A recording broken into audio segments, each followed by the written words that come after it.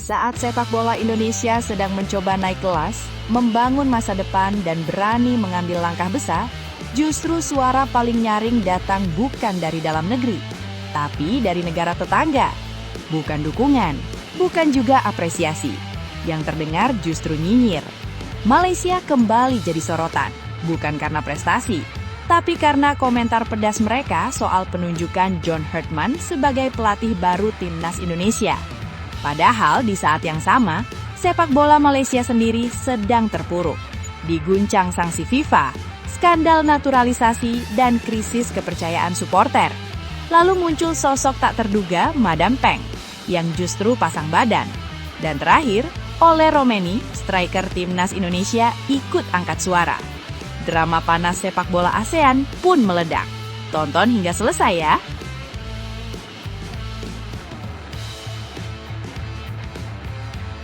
Sebuah perubahan besar yang datang bukan hanya dari satu keputusan, tapi dari visi. Visi yang jelas, tegas, dan berani. Inilah yang kini sedang dirasakan Timnas Indonesia setelah resmi menunjuk John Herdman sebagai pelatih kepala. Belum lama diumumkan, tapi efeknya sudah mulai terasa. Bukan hanya di internal tim, bukan hanya di ruang ganti, tapi juga sampai ke pemain-pemain keturunan Indonesia di luar negeri. Salah satu nama yang kini mencuat ke permukaan adalah Jason Chult. Ya, Jason Chult, pemain diaspora yang kini dikabarkan siap menjalani proses naturalisasi dan membela merah putih. Dan menariknya, keputusan besar ini tidak lepas dari satu faktor utama, kehadiran John Herdman. Simak sampai selesai. Serta beberapa berita Timnas Indonesia hari ini. Selengkapnya hanya di Zona Timnas Indonesia.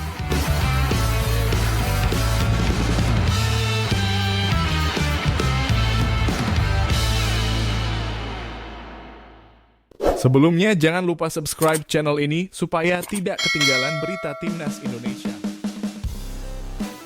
Saat sepak bola Indonesia sedang mencoba naik kelas, membangun masa depan dan berani mengambil langkah besar, justru suara paling nyaring datang bukan dari dalam negeri, tapi dari negara tetangga.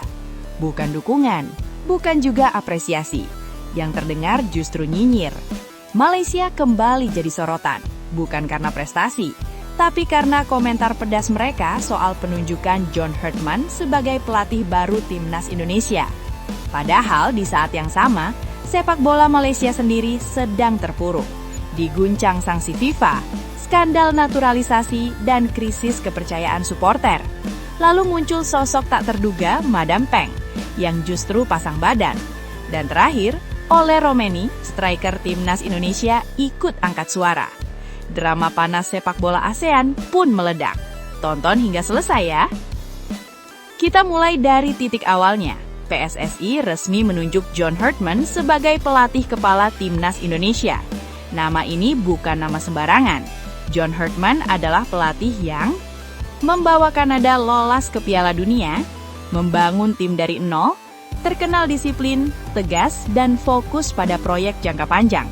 Artinya, PSSI tidak sedang mencari pelatih instan, bukan cari sensasi, tapi mencari arsitek. Indonesia sadar, membangun tim nasional tidak bisa hanya mengandalkan bakat alami. Harus ada sistem, harus ada mental, harus ada arah. Dan Herdman dipilih untuk itu. Namun, belum juga Herdman mulai bekerja penuh, suara sumbang langsung datang. Beberapa media besar Malaysia seperti The Star dan Malay Mail langsung mengangkat isu ini. Judul-judulnya terdengar halus, tapi kalau dibaca lebih dalam, nadanya tajam. Mereka mempertanyakan, kenapa Indonesia memilih pelatih asing? Apakah ini bentuk kepanikan? Apakah ini reaksi gagal lolos Piala Dunia 2026? Narasi yang dibangun seolah-olah Indonesia panik, Indonesia gagal, Indonesia tidak punya pelatih lokal berkualitas. Padahal faktanya, banyak negara besar justru berkembang karena berani belajar dari luar. Tapi disinilah masalahnya. Yang disorot bukan kualitas Herdman, yang diserang adalah keputusan. Komentar itu muncul bukan dari negara yang sedang stabil, tapi dari negara yang sepak bolanya sedang bermasalah besar. Nah, disinilah dramanya berubah arah. Saat Malaysia sibuk mengomentari Indonesia, FEM, Federasi Sepak Bola Malaysia, justru sedang berurusan dengan FIFA. Masalahnya bukan kecil. Dugaan dokumen naturalisasi palsu. Pemain kena larangan bermain hingga 12 bulan. Federasi kena sanksi dan denda. Reputasi sepak bola Malaysia jatuh di mata internasional. Supporter Malaysia sendiri marah, kecewa, frustrasi. Banyak yang merasa, kenapa federasi kami begini, tapi malah sibuk komentar ke negara lain. Tapi alih-alih fokus berbenah, sebagian media Malaysia justru menyangkal sanksi, menyebutnya hoax, mengklaim ini propaganda negatif. Disinilah publik ASEAN mulai melihat satu hal. Ini bukan kritik, ini pengalihan isu. Ketika seseorang sedang bermasalah, lalu menunjuk kesalahan orang lain, biasanya ada satu alasan, menutupi kelemahan sendiri. Itulah yang dirasakan banyak netizen Indonesia dan ASEAN. Kritik Malaysia terhadap Herdman tidak membahas taktik, tidak membahas visi, tidak membahas sistem. Isinya hanya, kenapa Indonesia begini? Kenapa Indonesia begitu? Akhirnya, kata yang paling sering muncul adalah satu, nyinyir. Di tengah panasnya suasana, muncul sosok yang cukup mengejutkan, Madam Peng, tokoh sepak bola Thailand yang dikenal vokal, tegas, dan berpengaruh. Dalam berbagai kesempatan, ia menegaskan satu hal penting. Sepak bola Segara Tenggara tidak akan maju kalau yang dilakukan hanya saling menjatuhkan. Ia menilai kritik Malaysia terhadap Indonesia tidak membangun, tidak relevan, tidak fokus pada sepak bola. Menurut Madam Peng, kalau Indonesia ingin maju dengan pelatih asing, itu hak mereka. Yang penting adalah proses dan prestasi. Secara tidak langsung, ini adalah tamparan halus untuk Malaysia. Dan kemudian datang suara dari dalam timnas Indonesia sendiri. Oleh Romeni, striker timnas Indonesia angkat bicara. Dalam video singkat yang viral, ia menyebut John Herdman adalah pelatih yang tegas, punya prinsip taktik jelas, disiplin tinggi, tapi yang paling menarik adalah kalimat ini. Kritik dari luang seringkali dibesar-besarkan oleh rival regional. Satu kalimat, tapi maknanya dalam. Artinya jelas, ini bukan soal kualitas pelatih, ini soal rivalitas dan gengsi. Indonesia dan Malaysia punya sejarah panjang. Di lapangan, duel panas, tekanan tinggi, emosi supporter. Di luar lapangan, perang narasi, perang opini, perang gengsi. Penunjukan Herdman hanya pemantik. Api sebenarnya sudah lama ada, dan media sosial memperbesar semuanya. Mari kita jujur, Indonesia sedang membangun sistem, berani ambil resiko, fokus jangka panjang. Malaysia sedang menghadapi sanksi, krisis kepercayaan, federasi disorot publik sendiri. Maka wajar jika banyak netizen bertanya, kenapa yang sibuk komentar justru yang sedang bermasalah? Drama ini belum selesai, komentar masih terus berdatangan, rivalitas masih panas. Tapi satu hal jelas, sepak bola tidak dibangun dari nyinyir. Sepak bola dibangun dari keberanian mengambil keputusan. John Herdman mungkin belum membuktikan apa-apa di Indonesia, tapi langkah Indonesia sudah jelas, maju. Pertanyaannya sekarang, siapa yang benar-benar ingin berkembang dan siapa yang hanya sibuk bicara?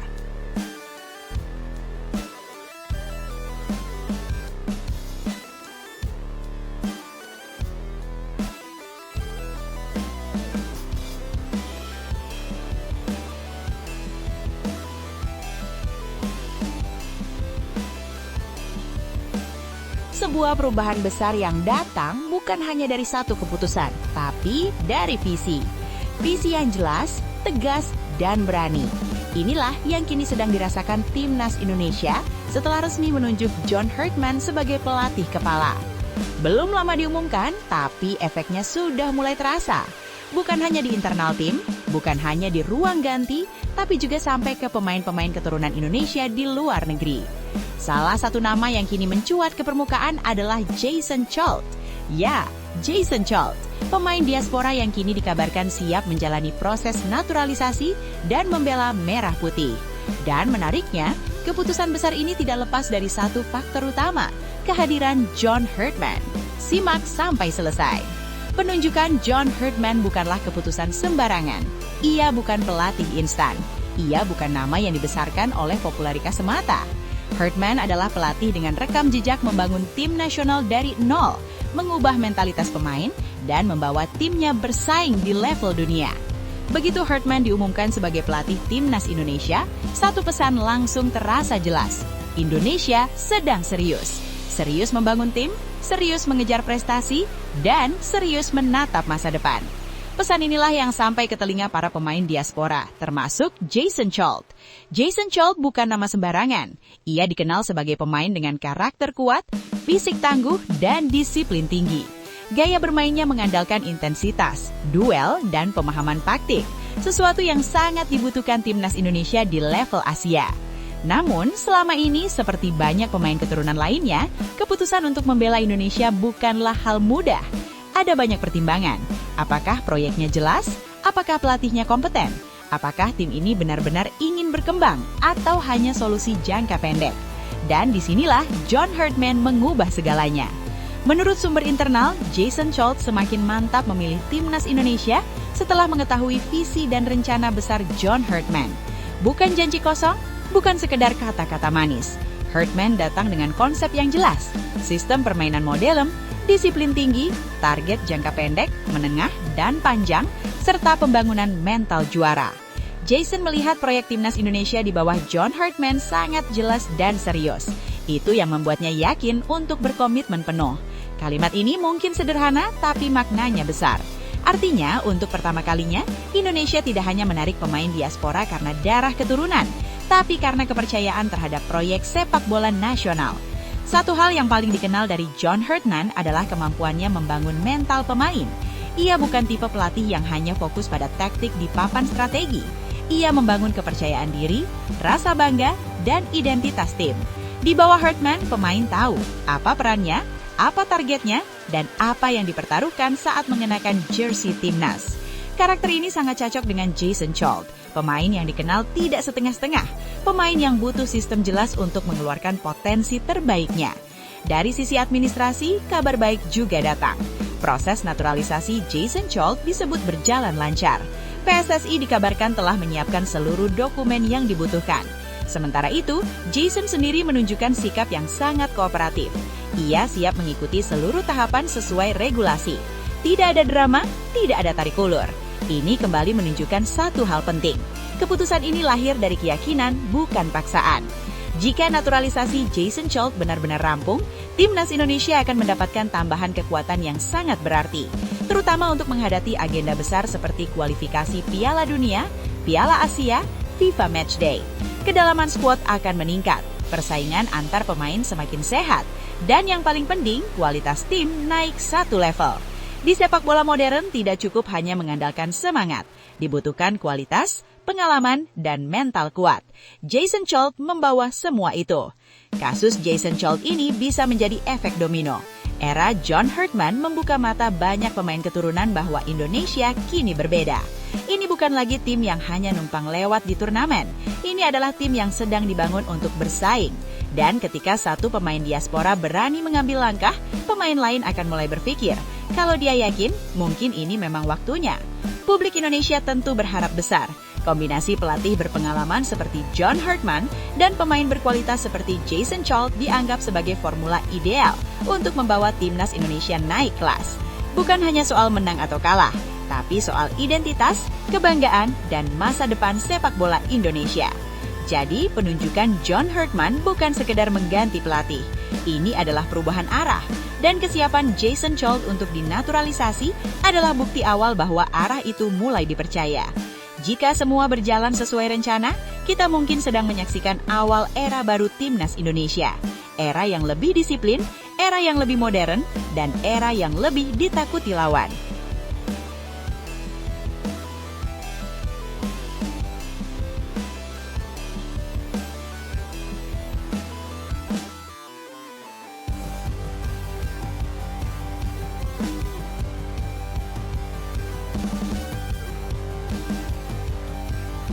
Halo Sobat Garuda, kabar besar kembali datang dari dunia sepak bola nasional. Setelah melewati proses panjang, penuh pertimbangan, dan tentu saja penuh perdebatan, PSSI akhirnya resmi menunjuk John Herdman sebagai pelatih baru timnas Indonesia. Yang menarik, keputusan ini bukan keputusan biasa. John Herdman berhasil mengalahkan kandidat kuat lainnya, termasuk sosok besar yang pernah menjadi asisten pelatih Liverpool FC, Giovanni van Bronckhorst, dalam bursa pelatih timnas Indonesia. Lalu pertanyaannya, apa alasan utama PSSI memilih John Hartman? Kenapa sosok dengan latar belakang klub raksasa Eropa justru tersingkir? Dan yang paling penting, apa harapan PSSI dari Hartman untuk masa depan timnas Indonesia? Semua akan kita bahas tuntas di video ini. Jadi pastikan kamu nonton sampai habis. John Hartman resmi diperkenalkan oleh PSSI pada Sabtu 3 Januari 2025. Ia langsung diumumkan sebagai pelatih kepala timnas Indonesia dan akan segera menjalankan tugasnya bersama skuad Garuda.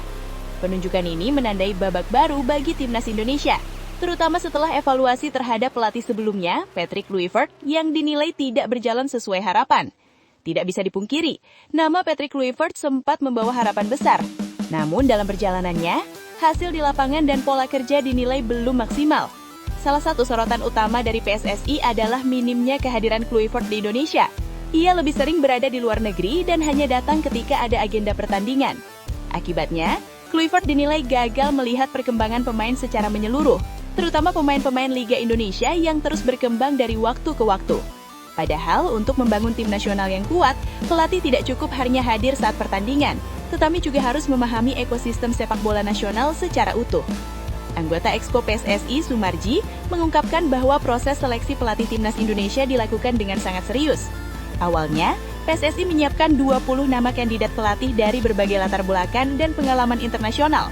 Dari 20 nama tersebut, disaring menjadi beberapa kandidat, hingga akhirnya mengkerucut menjadi 2 nama di tahap akhir, yaitu John Hartman dan Giovanni van Bronckhorst yang disebut-sebut sebagai asisten pelatih Liverpool FC. 2 nama ini kemudian dibahas secara mendalam dalam rapat Exco PSSI. Menurut Sumarji, keputusan akhir tidak diambil secara instan. Ada banyak pertimbangan mendasar yang dibahas oleh Ketua Umum PSSI bersama jajaran Exco. Salah satu syarat utama yang diajukan PSSI kepada calon pelatih adalah pelatih timnas Indonesia harus bersedia tinggal di Indonesia selama masa kontrak. Bagi PSSI, ini bukan syarat sepele. Disinilah John Hartman unggul jauh. Ketika syarat ini diajukan, Hartman menyambutnya dengan tegas dan tanpa ragu. Bahkan ia menyatakan siap membawa keluarganya untuk tinggal di Indonesia. Sikap ini dinilai sebagai nilai plus yang sangat besar. Sementara itu, Giovanni van Bronckhorst dinilai tidak mampu memenuhi syarat dasar tersebut, terutama soal komitmen tinggal penuh di Indonesia. Sumarji menjelaskan bahwa kehadiran pelatih di Indonesia akan membawa dampak besar. Ketika pelatih tinggal di Indonesia, ia bisa mengenal budaya sepak bola lokal, lebih mudah memahami karakter pemain Indonesia, bisa memantau langsung perkembangan liga, dan yang terpenting, komunikasi dengan klub akan terjaga. Menurut PSSI, pengembangan sepak bola nasional tidak bisa berjalan sendiri-sendiri. Dibutuhkan kebersamaan antara timnas dan klub. PSSI ingin memastikan bahwa pelatih timnas bisa berdiskusi langsung dengan pelatih klub, berkomunikasi dengan owner klub, menyelaraskan program timnas dan liga. Jika pelatih hanya datang dan pergi, maka klub akan dirugikan karena tidak ada kesinambungan program. Inilah pelajaran dari evaluasi sebelumnya. Selain soal komitmen, John Hartman juga punya rekam jejak yang sangat kuat. Salah satu pencapaian besarnya adalah meloloskan timnas Kanada ke Piala Dunia 2022 untuk pertama kalinya setelah puluhan tahun. Prestasi ini menunjukkan bahwa Hartman mampu membangun tim dari nol, terbiasa bekerja dengan proyek jangka panjang, paham membangun fondasi sepak bola nasional. Hal ini sejalan dengan visi PSSI yang ingin membangun timnas Indonesia secara berkelanjutan, bukan instan. Setelah mempertimbangkan komitmen tinggal di Indonesia, rekam jejak kepelatihan, kemampuan membangun kolaborasi dan evaluasi dari pengalaman sebelumnya, akhirnya Ketua Umum PSSI bersama Exco mantap memilih John Hartman sebagai pelatih baru timnas Indonesia. Sumarji menegaskan bahwa keputusan ini diambil demi kepentingan jangka panjang sepak bola Indonesia. Kini harapan besar ada di pundak John Hartman. Bukan hanya soal hasil pertandingan, tapi juga pembinaan pemain, sinkronisasi dengan klub, pemahaman budaya sepak bola Indonesia, dan membangun mental juara timnas Garuda. Dengan tinggal langsung di Indonesia, PSSI berharap Hartman benar-benar menyatu dengan sepak bola nasional, bukan sekedar menjadi pelatih datang, latih pulang. Sobat Garuda, penunjukan John Hartman bukan soal nama besar semata, tapi soal komitmen, kehadiran, dan visi jangka panjang. Kini tinggal kita tunggu, apakah keputusan PSSI ini akan menjadi langkah tepat menuju timnas Indonesia yang lebih kuat dan berprestasi? Kalau menurut kalian, apakah John Hartman adalah pilihan terbaik? Atau kalian masih penasaran dengan sosok Giovanni van Bronckhorst? Tulis pendapat kalian di kolom komentar ya. Jangan lupa like, share, dan subscribe agar tidak ketinggalan update terbaru seputar timnas Indonesia. Sampai jumpa di video berikutnya.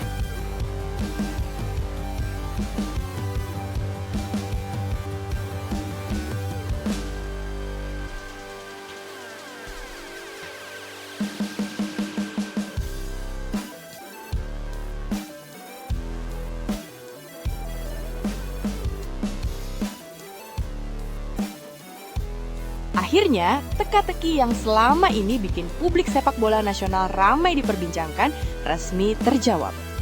Pelatih kepala Timnas Indonesia, John Herdman, akhirnya buka suara secara langsung soal isu pemain diaspora muda. Dan yang ia sampaikan bukan kabar biasa. Sebanyak 22 pemain diaspora muda telah masuk radar Timnas Indonesia. Mereka disiapkan untuk melengkapi talent pool Timnas ke depan. Bahkan, 2 nama besar sudah mendapatkan ACC awal untuk naturalisasi, yaitu Pascal Struijk dan Jensen Selk. Apa arti semua ini? Apakah Timnas Indonesia akan berubah wajah? Dan bagaimana nasib pemain lokal dengan masuknya diaspora muda ini? Di video ini, kita bakal bahas semuanya secara tuntas dan santai, jadi pastikan kamu nonton sampai akhir. Sejak beberapa pekan terakhir, isu pemain diaspora muda memang terus menghangat. Media ramai, supporter penasaran, dan media sosial penuh spekulasi. Namun John Herdman memilih untuk tenang dan menunggu waktu yang tepat. Dan kini, ia akhirnya memberikan klarifikasi yang sangat jelas. Dalam keterangannya, Herdman menegaskan bahwa pencarian talenta Timnas Indonesia tidak lagi terbatas pada kompetisi domestik. Menurutnya, sepak bola modern menuntut federasi dan pelatih nasional untuk berpikir global tanpa melupakan identitas lokal. Herdman mengonfirmasi bahwa saat ini terdapat 22 pemain diaspora muda yang telah masuk dalam daftar pemantauan serius. Perlu digarisbawahi, ini bukan sekedar daftar nama. Mereka adalah pemain-pemain yang masih berusia muda, memiliki darah atau garis keturunan Indonesia, sedang berkembang di luar negeri, dan menunjukkan potensi teknis serta mental yang menjanjikan. Ke-22 pemain ini diproyeksikan untuk memperkuat fondasi Timnas Indonesia di semua level usia, mulai dari kelompok usia muda hingga senior dalam jangka panjang. John Herdman menegaskan bahwa langkah ini adalah bagian dari proyek jangka panjang, bukan keputusan instan. Ia tidak ingin Timnas Indonesia hanya kuat dalam satu periode, lalu melemah di periode berikutnya. Targetnya jelas, membangun kedalaman skuad, menyiapkan regenerasi yang berkelanjutan, meningkatkan daya saing di level Asia dan internasional. Menurut Herdman, sebuah tim nasional yang kuat harus memiliki talent pool yang luas, sehingga pelatih tidak bergantung pada segelintir pemain saja. Salah satu poin penting dari pernyataan Herdman adalah soal cakupan pencarian pemain. Ia menegaskan bahwa Timnas Indonesia tetap memantau Liga Indonesia, tetap mengandalkan pembinaan lokal, namun juga aktif mencari pemain keturunan Indonesia di luar negeri.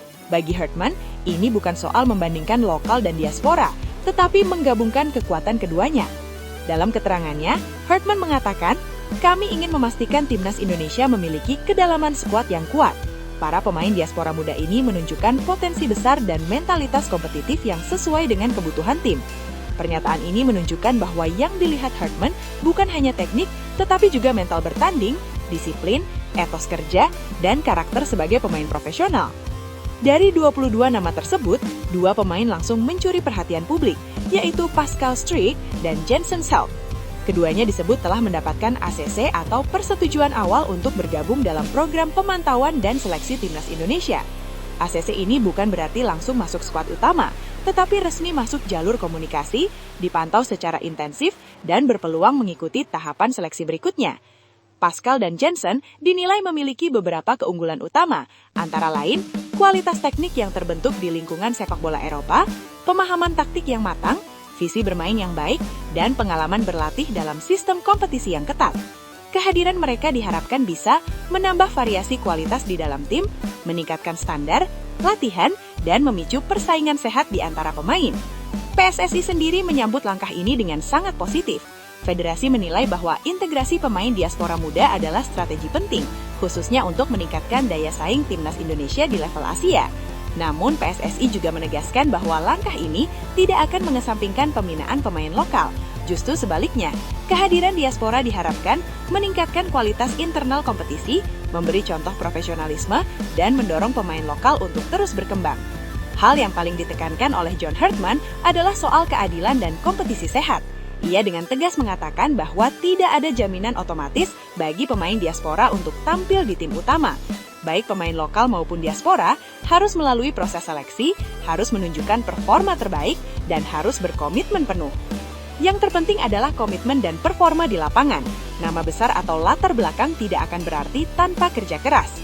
Pesan ini sangat jelas, tidak ada pemain titipan, Tidak ada jalur khusus, semua ditentukan di lapangan. Dengan dibukanya komunikasi resmi dari Hartman, publik kini punya gambaran yang lebih jelas. Masuknya 22 pemain diaspora muda, termasuk Pascal Struijk dan Jensen Selk, dianggap sebagai angin segar, sinyal keseriusan proyek jangka panjang, dan bukti bahwa timnas Indonesia sedang dibangun dengan perencanaan matang. Namun tentu saja semua akan kembali pada proses, kerja keras, dan konsistensi. Apa yang dilakukan John Hartman bukan sekedar mencari pemain baru, tetapi membangun masa depan timnas Indonesia.